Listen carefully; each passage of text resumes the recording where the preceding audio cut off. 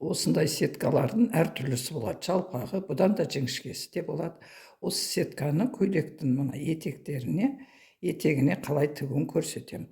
Бұл сетка бұны көтеріп, етегін әдемі қылып сән беріп тұрады.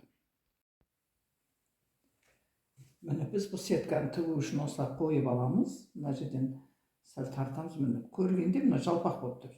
Сәл ғана тартып аламыз. Мына жақтан міне көрініп тұр, пол сантиметрде қалдырып отырамыз да, мына шетінен тігіп шығамыз.